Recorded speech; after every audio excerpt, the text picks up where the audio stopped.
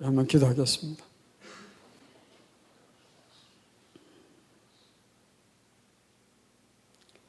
우리 지난주에 등락한 형제에게 축복하여 주셔서 새누리에서 자라며 또 영적으로 성숙해지며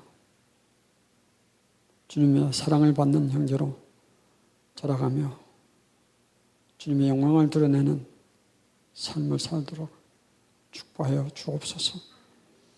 이제 말씀의 보아라는 주제로 형제들에게 도전하기를 원합니다. 자매들에게 권하기를 원합니다. 간종을 사용하여 주셔서 잘 증거할 수 있도록 주의 말씀에 힘을 실어 주옵소서.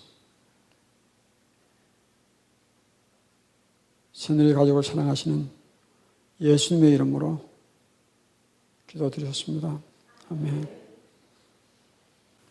오늘 말씀을 보면 묵시가 없으면 백성이 방자에 행하거니와 율법을 지킨 자는 복이 있느니라 했는데, 여기에 묵시를 킹 제임스 버전은 비전 오브 번역해가지고 이것을 많은 사역자들이 교회에 비전이 없으면 교회가 못 들어간다, 이런 해석을 가지고 교회는 비전이 있어야 된다라고 말하는데, 저는 생각이 좀 다릅니다.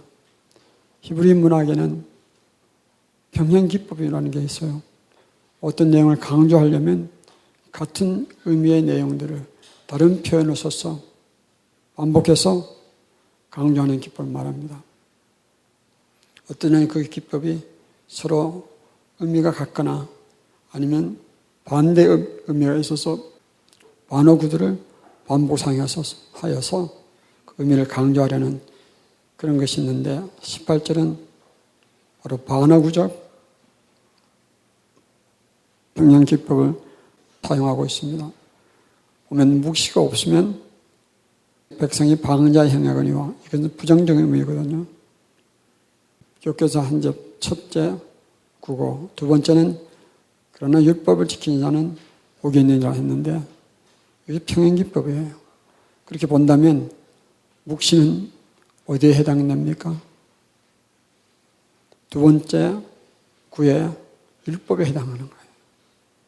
율법이라면 대부분 모세 오경, 창세기, 출애굽기, 레위기, 민수기, 신명기, 이것을 토라라 해가지고 율법을 말하는데, 그렇게 본다면 묵시는 하나님의 말씀과 같다, 그렇게 볼 수 있는 겁니다.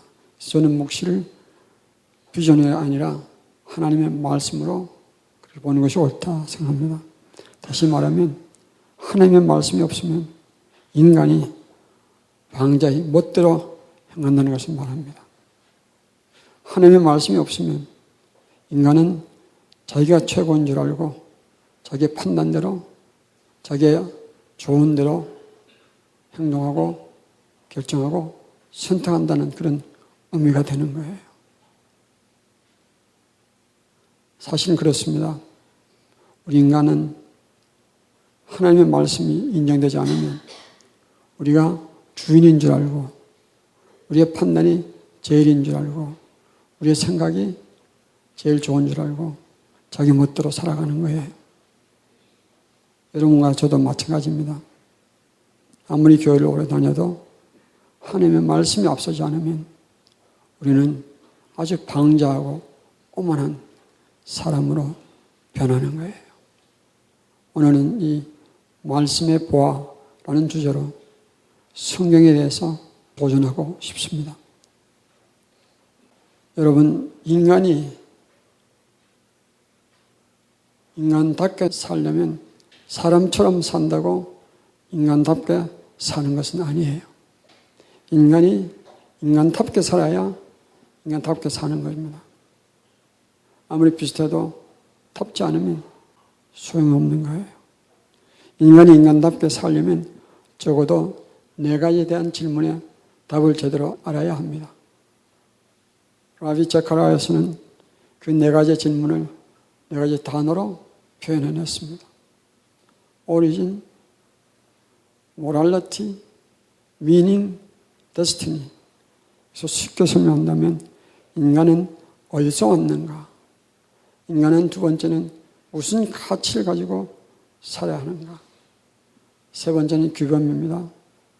인간은 어떤 기준에 따라서 살 것인가? 그리고 인간은 인생이 끝나고 나면 어디로 가는 건가? 네 가지를 모르고 산다면 인간은 인간답게 살지를 못해요. 그런데 재미있는 것은 이 네 가지 중요한 질문은 인간 한계를 벗어나는 질문이기 때문에 인간으로서는 이 질문들에 대한 답을 찾을 수가 없습니다. 예를 들면 인간이 어디서 왔는지를 따져본다면 그것은 인간이 존재하기 전에 상태로 가야 되는데 인간이 어떻게 우리가 존재하기 전 상태로 갈 수 있겠습니까? 또 인간이 마치고 나면 그 종착지가 어딘지는 어떻게 해봐야 합니까? 죽어봐야 아는 거죠. 그런데 우리는 경험적으로 알고 있잖아요. 인간이 죽고 나면 다시 돌아올 수 없는 길을 가버리는 거예요. 그래서 이런 질문들은 인간 스스로는 답을 찾을 수 없습니다. 그러나 감사하게도 우리는 답을 가지고 있습니다. 인간을 만드신 분이 우리에게 그것을 알려주신 것이 바로 성경이에요. 그럼 한번 물어보겠습니다. 성경이 진짜인지를 어떻게 아세요? 우리가 믿는 성경이 진짜인지를 어떻게 압니까? 그 답을 알아야 우리가 왜 성경이 진짜인지 알고 믿는 자가 되지 않겠습니까? 다른 종교에도 불교도 경전이 있고 무슬림도 코란을 믿고 또 몰몬 교도들도 몰몬경이 있는데 우리 성경은 그 중에 하나인가 아니면 이것이 유일한 책인가 어떻게 합니까? 제가 슬라이드를 하나 파워포인트 하나 만들었습니다. 성경에는 예언들이 많이 나오잖아요. 인구가 N명의 인구가 있는 사회에서 한 사람에 의해서 그 모든 예언들이 다 이루어질 수 있는 확률. 그렇게 생각하면 인구가 N명일 때 예언이 X개라면 N승분의 X가 되는 거예요. 예를 들어서 예수님의 탄생과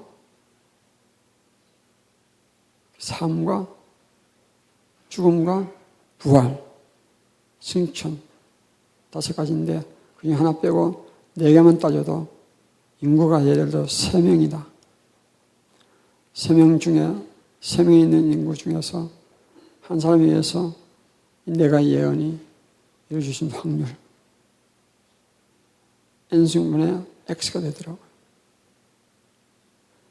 그가 이루어질 확률인데 가능성인데 확률은 그러면 그 가능성분의 1이 될 텐데 인구 3명 중에 4개의 예언이 이루어질 것을 계산해 보니까 3분의 N승이 되더라고요. 가능성은 81번이에요. 이것이 한 사람에 의해서 이루어질 확률을 따지면 1.23%. 만약에 예수님 당시에 인구가 3억이도 나오더라고요. 3억 명 중에 한 사람에 의해서 4개의 이루어질 확률이 계산해 보니까 마이너스 35승이 나오더라고요. 그만큼 가능성이 희박하다는 얘기죠. 그런데 그 예수님의 죽음과 탄생과 죽음과 부활과 승천 이 4개인데 하나씩만 더 붙여도 예를 들면 탄생만 따져도 유대 땅 베들레헴 유다 지파에서 탄생된다. 그러면 해도 4가지 되거든요. 그래서 예언을 8가지로만 증가시켜도 그 확률이 마이너스 76승이 나와요. 그런데 그 확률학자 지금 죽었습니다. 유명한 분이에요. 보렐이라는 분이 무슨 정리를 했냐면 승수가 어느 정도 높아가면 확률은 제로다. 확률은 없다는 얘기예요. 그런데 크로포드라는 분이 뭐를 정리했냐면 승수가 50승에 넘어가면 확률은 없다. 불과 8개 예언인데도 불구하고 승수가 75승까지 갔으니까.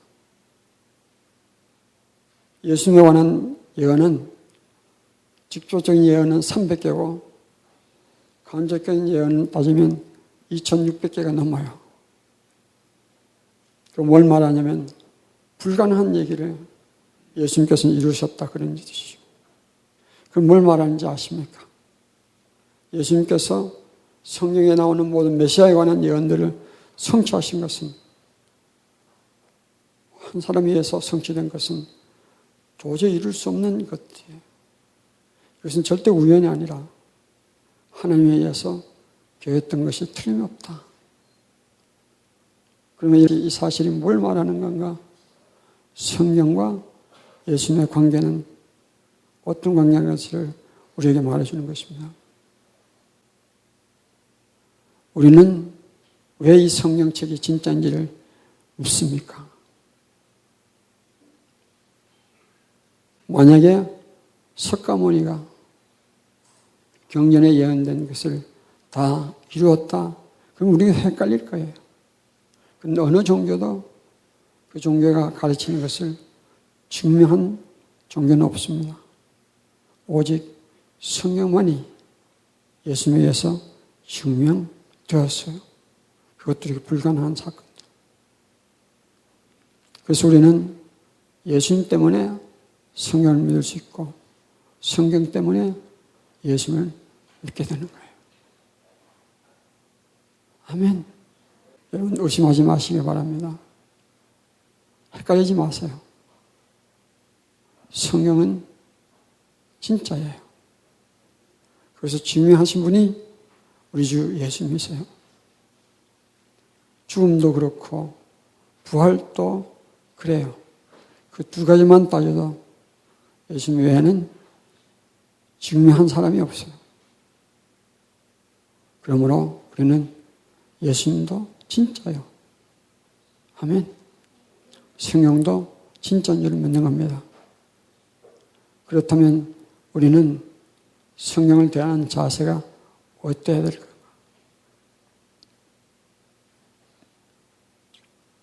조금 전에 말씀드린 것처럼 그 인생의 중요한 질문 4가지를 성경은 우리에게 제시해주고 있습니다. 누구를 통해서입니까? 바로 예수님을 통하여 우리에게 그 4가지 중요한 질문의 답을 제시해 주셨습니다. 성경의 본질을 본다면 몇 구절 찾아보겠습니다. 누가복음 24장 27절이에요. 24장 13절부터 보면 예수님께서 부활하신 날 엠마오로 가는 2 제자를 예수님께서 만나 주셨습니다. 예수님을 메시아인 줄 알고 따르던 이들이 십자가에서 죽으신 예수님을 보고 실망하고 낙향하는 중인데 그들 중에 어떤 자매들이 예수님이 부활하셨다 라는 소식을 전해주고 이들이 굉장히 쉽게 말하면 헷갈렸습니다. 그들에게 예수님께서 나타나셔서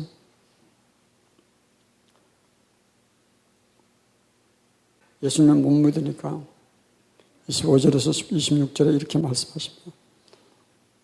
미련하고 선지자들이 말한 모든 것을 마음에 더디 믿는 자들이요. 그리스도가 이런 고난을 받고 자기의 영광에 들어가야 할 것이 아니냐 하시고 그 다음에 하신 것이 굉장히 중요합니다. 27절 한번 우리 동그라미 맞춰보십시다. 27절이에요. 그리고 같이 읽겠습니다. 이에 모세와 모든 선지자의 글로 시작하여 모든 성경에 쓴 바 자기에 관한 것을 자세히 설명하시더라. 여러분 27절에서 가장 중요한 단어들이 무엇이며 여러분들은 어느 단어에 밑줄 치시겠습니까? 자기에 관한 거. 그렇죠? 부활하신 예수님께서 모세의 글은 창세기, 출애굽기, 레위기, 민수기, 신명기, 모세오경을 말하고 모든 선지자의 글로 시작하여 모든 성경에 쓴 바, 잘 들어보십시오. 모든 성경에 쓴 바, 창세기부터 말라기까지를 의미합니다. 자세히 설명하시는데 전부 다 뭐에 관한 것인가? 자기 자신에 관한 거예요. 부활하신 예수님께서 창세기부터 말라기까지 성경 공부를 하시는데 그 주제는 하나였습니다. 다 자기 자신에 관해서. 저는 2000년도 선율을 사임하고 미국에 가 있는 동안에 어느 날 새벽에 제 집 식당에서 묵상하는 가운데 27절을 읽고 깜짝 놀랐습니다. 물론 신학교 다닐 때 그리스도 중심이라는 신학을 배웠지만 이날 아침에 27절에 나오는 자기에 관한 것이라는 단어에 제가 아주 녹아버려 깜짝 놀랐습니다. 그 두 가지 이유 때문에 울어야 했습니다. 하나는 이 중요한 것도 모른 채 내가 설교를 했던가, 이전에 이런 목사의 설교를 들어 했던 성도들에게 미안해서 울었고요. 두 번째는 이런 미련한 나에게도 이 구절의 중요한 것을 깨닫게 주신 성령님께 감사해서 울었습니다. 그리고 제가 그날부터 다른 모든 것을 다 취소하고 이런 방학 동안에 내내 창세기에서부터 말라기까지 과연 구약성경이 예수님에 관한 것인가? 그 초점 맞춰놓고 성경을 읽으며 참 많은 보화들을 캐내었습니다. 예수님에 관한 증거를 생각하면서 읽었더니 이전에 몰랐던 놀라운 진리들과 보화들을 캐내게 되었습니다. 지금도 어느 때 언제라도 성경을 놓고 공부하자 그러면 저는 한없이 성경 공부를 할 수 있습니다. 왜 그런가? 다 예수님을 중심으로 보고 읽으니까 이전에 몰랐던 보화들이 막 나 좀 캐내달라고 빛을 발하며 그렇게 캐내지기를 기다리고 있는 것 같은 그런 보화들이 많더라고요. 그걸 일일이 다 말씀드릴 수 없지만 여러분, 성경은 뭐에 관한 겁니까? 성경은 뭐에 관한 겁니까? 예수님에 관한 것이. 그건 누가 말씀하셨어요? 예수님. 44절에 보면 모세 율법과 선지자의 글과 심지어는 시편에 나를 가르치기로 했던 것이 이루어져야 하리라. 누누이 말씀드리지만 구약 성경에서 예수님에 관한 예언들이 가장 많은 성경책이 바로 시편이에요. 요한복음 5장 39절로 가겠습니다. 요한복음 5장 39절을 우리 찾으셨으면 같이 읽겠습니다. 읽으시며 어느 단어에 밑줄 치시겠는지 생각하시며 읽겠습니다. 같이 읽습니다. 너희가 성령에서 영생을 얻는 줄 생각하고 성령을 연구하거니와 이 성령이 곧 내게 대하여 증언하는 것이요. 어느 단어에 줄 치시겠습니까?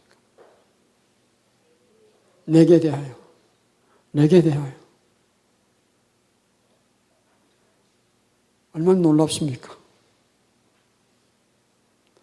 말씀들을 읽고 깨달으면서 야, 내가 1996년도 새누리교회 왔을 때 첫 설교가 어땠는가?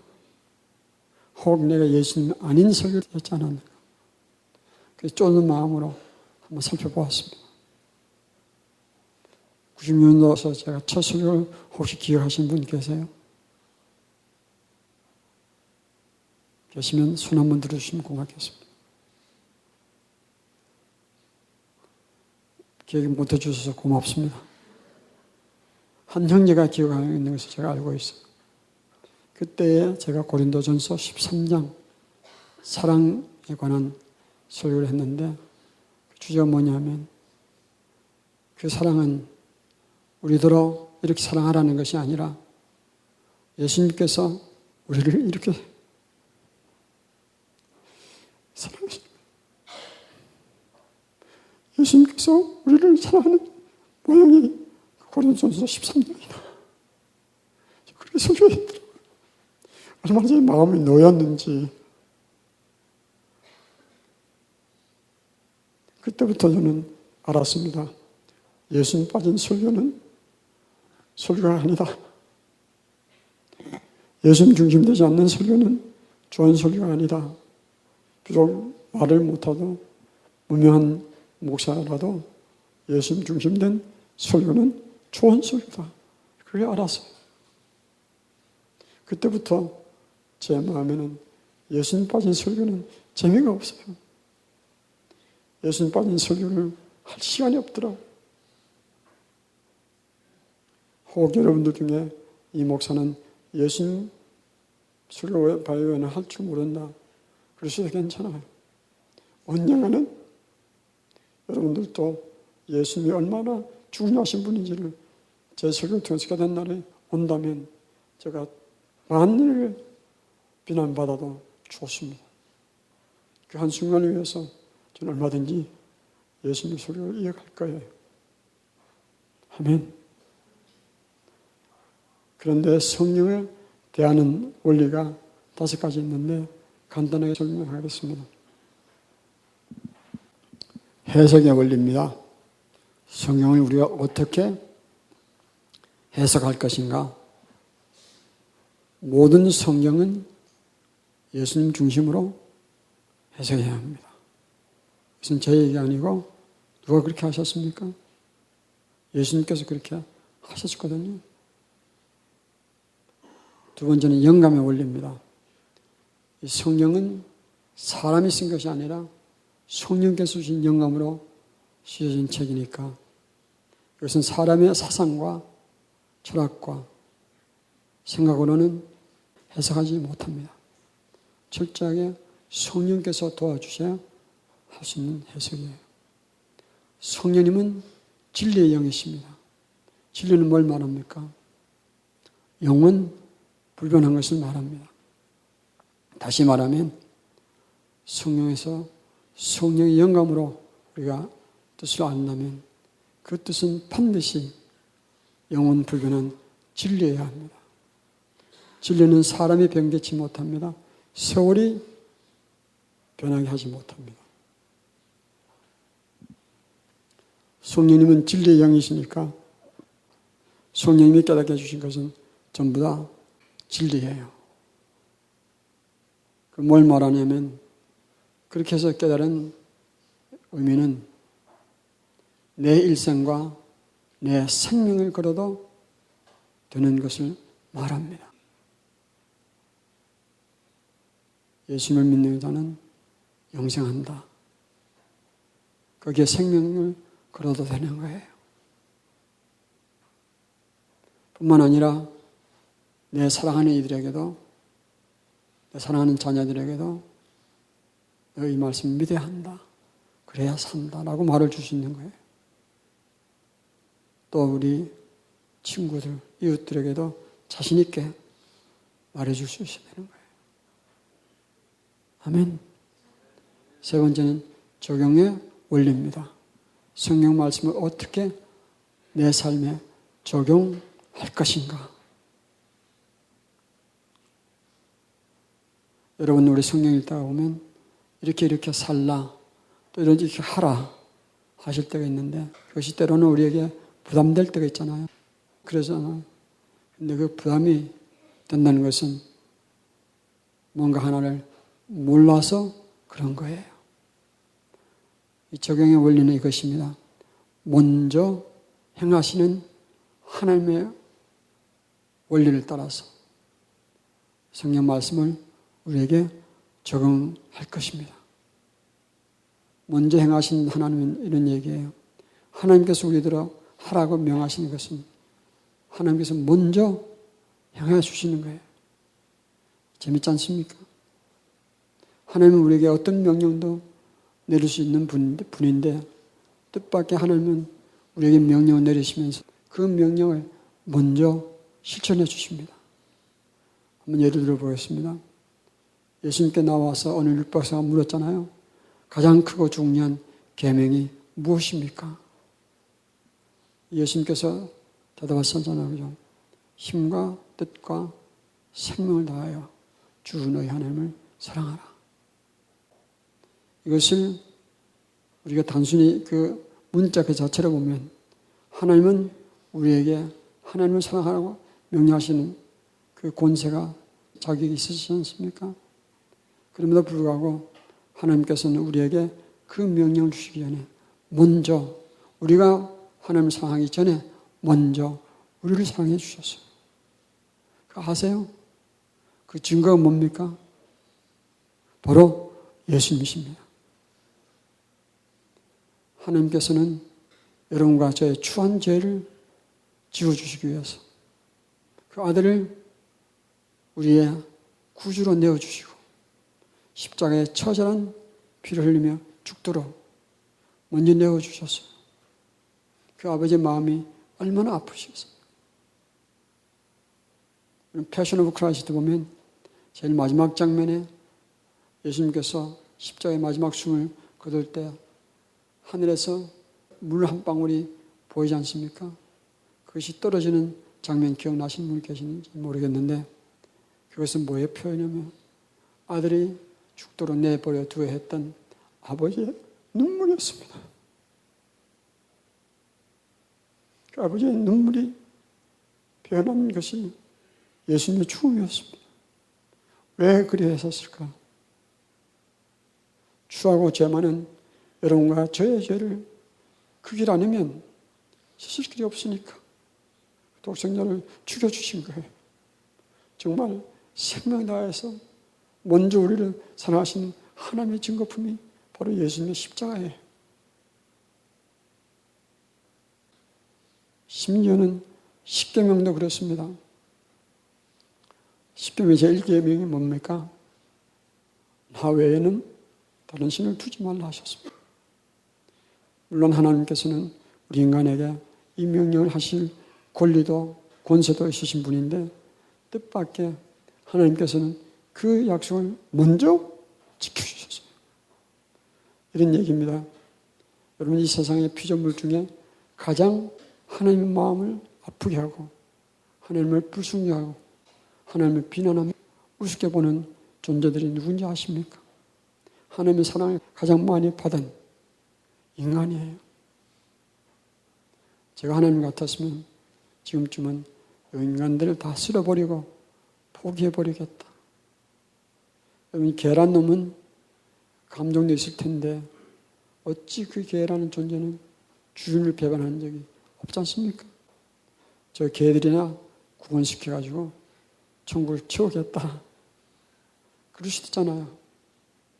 하나님께서 그래 하신다고 우리가 무슨 권리가 있어서 대들고 따지긴 하겠습니까?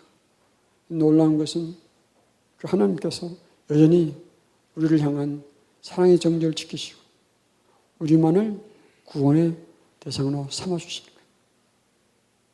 이런 하나님의 먼저 행하시는 하나님의 그 사랑을 은혜를 생각한다면 우리가 적응 못할 것은 아무것도 없는 거예요. 아멘. 자세의 원리입니다. 우리는 추한 죄인이 되어서 감히 하나님의 그 성경에 교력하신 말씀을 대할 자격도 없는 존재인데 성경을 읽을 때에 우리는 두 가지는 견지해야 됩니다. 첫째는 겸손의 자세. 우리가 먼저 성경을 공부하고 연구하고 뭐를 쓴다고 그러는데 그건 오만한 생각이에요. 정말 겸손하게 하나님 지금 이 죄인이 주님의 말씀을 대합니다. 제 심령을 맑게 해주시고 주님께서 주님의 뜻을 잘 깨달을 수 있도록 도와 주옵소서. 겸손과 강구하는 자세가 필요합니다. 성경 말씀을 대할 때 성경 말씀을 뭐 분석해가지고 이것저것 도마질하고, 그것은 인간이 성경 대하는 자세가 아니에요. 나 같은 존재가 어떻게 말씀을 읽고 깨닫겠습니까? 주여 불쌍히 여기시고 도와주셔서 주의 음성을, 주님의 뜻을 깨닫게 하여 주옵소서. 이것이 우리가 성경을 대할 때 가져야 할 자세의 원리입니다. 그리고 마지막으로 성숙의 원리가 있습니다. 성경 말씀을 우리가 먹고 자라야 하는데 어떻게 하면 될 것인가? 5단계가 있습니다. 첫째는 개인화 단계예요. 여러분, 신앙생활을 오래 할수록 우리가 가지는 실수가 뭐냐면, 내가 다 아는 말씀인데 이것은 나와 해당 없는 말씀이다, 저 사람이나 들어야 할 것이다 라는 식으로 자기에게 적용하는 것을 예외를 시킬 때가 많습니다. 그러나 우리가 말씀으로 계속 성숙해 가려면 첫째는 이 말씀이 내게 향하신, 내게 주신 말씀이다 라고 개인화 시켜야 합니다. 비록 지금 이 목사가 몸이 이렇게 돼서 소리도 못 지르고 겨우겨우 소리내서 전하지만 저 메시지에 내게 주신 말씀이 있을 것이다 라고 들으시면 아마 여러분들이 저 설교를 들으시는 자세가 달라질 거예요. 아, 이 목사님이 성령을 강조하는 것은 내가 들어야 할 말씀이구나. 이것이 개인화 단계예요. 그래서 마치 우리가 뷔페 식당에 가면 그 돈을 내면 전부 다 내가 먹을 수 있는 권리가 있지만, 그래서 그게 다 내 음식이 되는 건 아니잖아요. 내가 먹을 접시에 담아서 내가 먹을 테이블에 갖다 놔야 그것이 내게 되지 않습니까? 그런 거예요. 두 번째는 내면화 단계입니다. 음식을 내가 갖다 놔도 먹고 내가 소화시켜야 되지 않습니까? 그런 단계를 말합니다. 내가 주신 말씀으로 들으시면 그것을 곱씹고 묵상하고, 과연 저것이 내게 주신 말씀이 이런 내용이구나. 그래서 내 말씀으로 묵상하며 소화시켜야 합니다. 세 번째는 그 소화시켰다면 그는 머릿속으로만 가지는 것이 아니라 생활화, 내 삶에서 그것을 실천해 내야 하는 것입니다. 그리고 더 나아가면 말씀을 적용하면서 사는 것을 습관화, habitualization, 습관화를 시켜야 됩니다. 마지막으로 5번째는 영성화인데, 영성화의 의미는 내 하는 모든 것의 의미를, 영적인 의미를 찾아내는 거예요. 말씀을 통해서. 그렇게 본다면 여러분 집에서 아기를 보는 주부들, 요즘 뭐 직장 안 다니는 그런 주부들 보고 능력 없다, 그리고 우습게 보는데 저는 그렇게 생각하지 않습니다. 가정에 집을 지켜서 항상 가정에 존재하는 그런 아내로, 어머니로 가정 지키는 것이 굉장히 중요하거든요. 그렇다면 여러분들이 가정의 주부로 사는 것에 대한 자부심을 가질 수 있을 거예요. 왜냐하면 자녀들을 예수님의 사람으로 길러내는 것은 어머니의 역할이 절대적입니다. 그런 것들부터 시작해서 여러분 직업에 다닐 때, 직장에 나갈 때 오늘 또 이 지긋지긋한 직장에 또 나가야 되는 건가? 그런데 영성화 단계로 넘어가면 주의 말씀이 내게 있어서 내 직장에 가는 것도 가서 예수님의 증인이 되어서, 예수님의 증인이 되어서 직장 동료들에게 예수님의 향기를, 예수님의 그 사랑과 은혜를 맛보게 해서 그들도 예수님의 사람이 되도록 하는 일에 나는 사명이 있다 그런다면, 직장을 다니시든지 가정을 지키시든지 무슨 일을 하시든지 다 영적인 의미를 찾을 수 있을 거예요. 뭐 좋은 직장, 돈 많이 받는 직장도 좋지만 그렇지 않더라도 우리는 꿀리지 않고 우리 직장의 의미를 찾으면 매일매일 출근하는 것이 큰 의미가 있지 않겠습니까? 아멘. 마지막으로 말씀의 보화를 생각해 보겠습니다. 조금 전에 말씀드린 것처럼 예수님을 중심으로 성경을 읽어보니까 읽고 또 읽어도 항상 거기는 보화가 캐시더라고요. 특별히 좀 전에 말씀드린 것처럼 그 네 가지의 중요한 질문에 대한 답을 우리는 찾은 거예요. 우리는 어디서 왔습니까?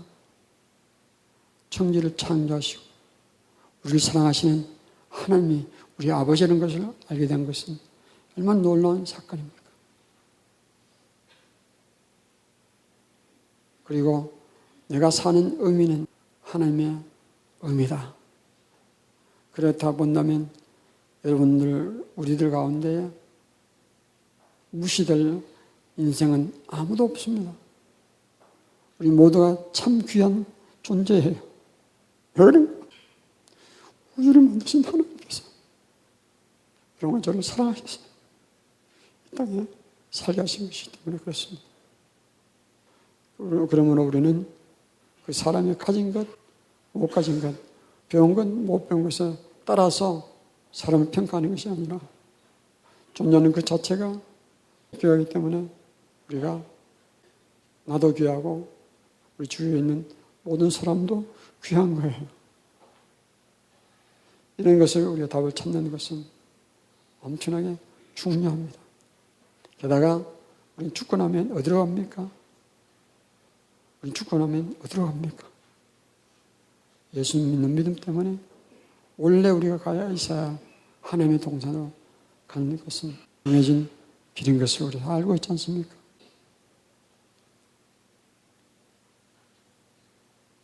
이제 요한복음 책에 사인할 때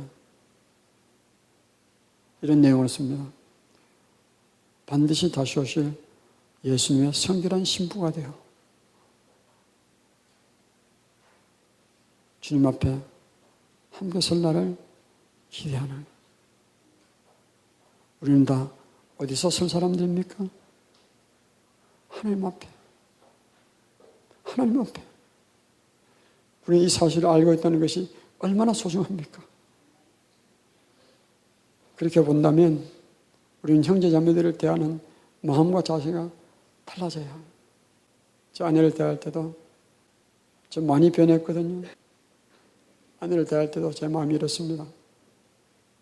이 땅에서는 내 아내지만 천국에 가면 하나님의 딸인데 내가 소홀히 대했다가 주님 앞에 구중 들으면 얼마나 부끄럽겠는가. 아내뿐만 아니라 모든 사람도 그래요. 또 하나 말씀의 보안은 성경을 읽으면 읽을수록 예수님이 더 깊이 발견되더라고요. 그리스도인의 깊이는 예수님의 깊이라고 제가 주어에 썼습니다. 사람에게는 인성이 있고 지성이 있고 영성이 있는데 그리스도인의 지성의 깊이는 예수님의 깊이예요. 어떤 깊이인가? 예수님을 아는 깊이가 그리스도인의 지성의 깊이입니다. 그리스도인들의 인성의 깊이는 예수님을 닮아가는 깊이예요. 그리스도인의 영성의 깊이는 예수님을 사랑하는 깊이예요. 우리의 모든 깊이는 예수님의 깊이와 통하는 겁니다. 이런 사실들을 성경을 통하여 알게 될 때 우리는 참 기쁩니다. 또 성경에 보면 우리가 믿는 예수님은 어떤 부족처럼 예수 믿어야 천당가 그런 식이 아니에요.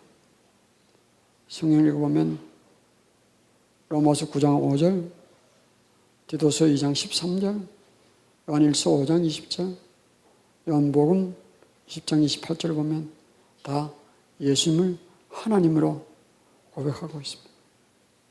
우리가 믿는 예수님은요, 바로 성부 하나님, 성자 하나님, 성령 하나님, 삼위일체 하나님이세요.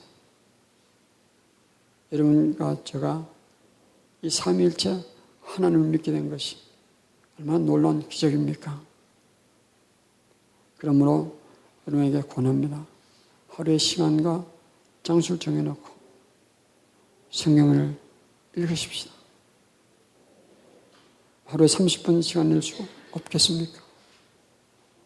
저는 요즘 앉아서 성경 읽을 수가 없습니다. 조금만 앉아있으면 옆구리도 아프고 허리도 결리고. 여러분 건강하실 때 성경 많이 읽으세요. 성경을 통하여 예수님과 가까이 사귀며 지내세요. 예수님과 가까이 사귀며 지내세요.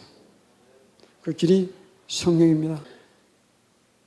성령을 통하여 성령께서 역사하시고, 성령을 통하여 말씀이 역사하시고, 그러면서 우리의 삶은 예수님 안에서 평안과 축복과 은혜를 체험하며 누리게 될 것입니다. 저를 변화시킨 것은 다 성경책이요. 저를 변화의 길로 인도하신 분들은 저를 성령으로 들어가게 도와주셨어요.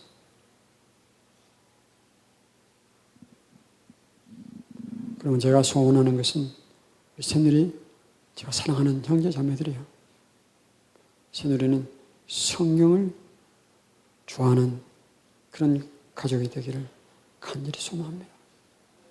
성경은 우리를 방황자하지 않게 도와주시고, 성경은 우리를, 미련한 우리를 깨닫게 해주시고, 죄악된 생각으로 채워진 우리의 마음을 성경을 통하여 성령께서는 맑게 해주시고, 정케 해주시고, 말씀이 있어야 우리가 생각이 밝아지고, 마음이 밝아지고,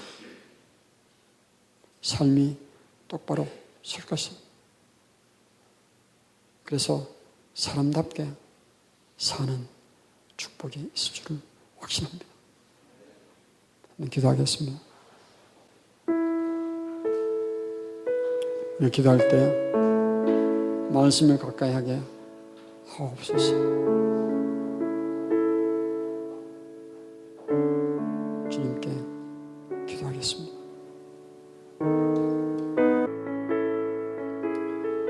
사탄은 교묘하게 우리의 삶을 바쁘게 만들고 우리의 주의를 말씀으로부터 떠나게 만드는 그런 작전에 성공하는 것 같습니다. 원없는 것은 그럼에도 불구하고 저희들은 말씀으로 돌아가서 거기서 진리를 얻으며 예수님을 깊이 발견하는, 만나는, 사귀는, 그래서 그리스도 안으로 들어가는 새누리 형제 자매들이 되게 하여 주옵소서.